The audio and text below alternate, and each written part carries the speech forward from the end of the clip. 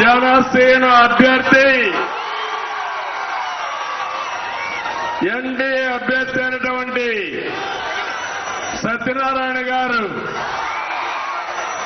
తమ్ముళ్ళు మిమ్మల్ని చూస్తే అనిపించింది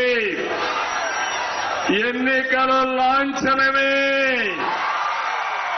మనమే గెలుస్తున్నాం. మన ఆడబిడ్డల స్పందన చూశాను. వీర వనితలైతే ఎప్పుడెప్పుడు పోలింగ్ వస్తుందా,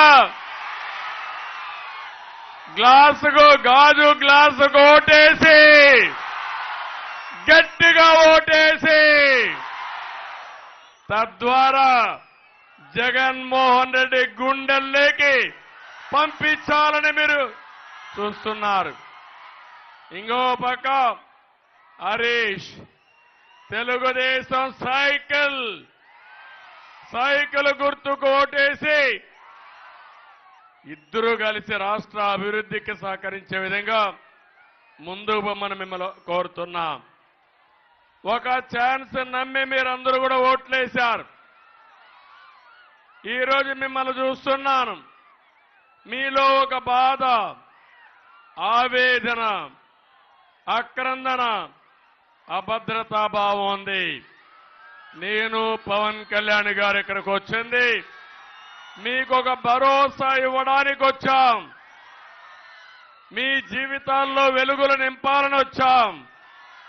ఇది తప్పకుండా సాధిస్తామని చెప్పి నేను మీ అందరికీ విజ్ఞప్తి చేస్తున్నా. సిద్ధం అంటున్న వాళ్ళకి మర్చిపోలేని యుద్ధం ఇద్దామని మిత్రుడు పవన్ కళ్యాణ్ గారు చెప్పారు. దానికి మీరు సిద్ధమా తమ్ముళ్ళు, ఆడబిడ్డలను మిమ్మల్ని అడుగుతున్నా. ఈరోజే నాకు చిరకాల మిత్రుడు బాలయోగి గారు, కోనసీమకు వన్య తెచ్చిన వ్యక్తి బాలయోగి, అవునా కాదా అని మిమ్మల్ని అడుగుతున్నా.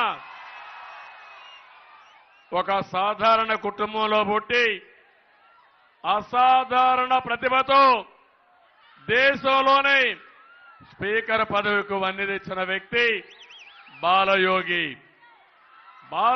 చనిపోయారు కానీ ఆయన మీ గుండెల్లో శాశ్వతంగా ఉంటాడు.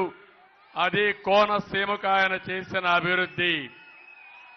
అది ఒకసారి మీరు ఆలోచిస్తే బాలయోగిని స్పీకర్గా చేసిన ఘనత కూడా తెలుగుదేశం పార్టీదని చెప్పి నేను మీకు తెలియజేస్తున్నా. ఈరోజే మహాత్మా జ్యోతిరావు పూలే జయంతి. ఈ నెలలో 3 మహానుభావులు పుట్టారు. మొన్నే అంబేద్కర్ గారి జయంతి జరుపుకున్నాం. మొన్నే జగజ్జీవన్ రామ్ గారి జయంతి జరుపుకున్నాం. ఈరోజు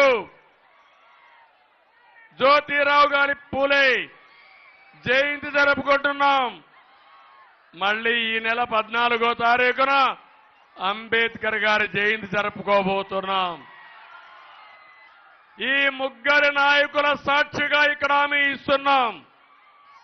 బడుగు బలహీన వర్గాలకు న్యాయం చేసే బాధ్యత మాదని మీ అందరికీ హామీ ఇస్తున్నాను.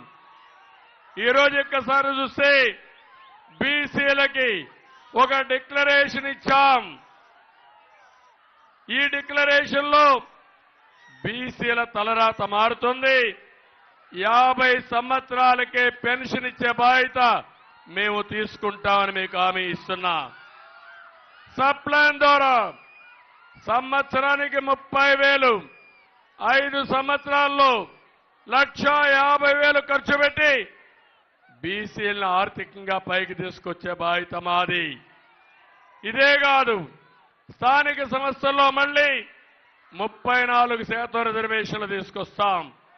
చట్టసభల్లో బీసీల రిజర్వేషన్ల కోసం పోరాడతాం, న్యాయం చేపిస్తాం, తీర్మానం చేస్తాం, కేంద్రంలో సాధించే వరకు పోరాడతాం. చట్టబద్ధంగా కుల గణన చేస్తాం. బీసీల రక్షణ కోసం ప్రత్యేకమైన చట్టం తీసుకొస్తాం. ఆదరణ కోసం 5,000 కోట్లు ఖర్చు పెడతాం.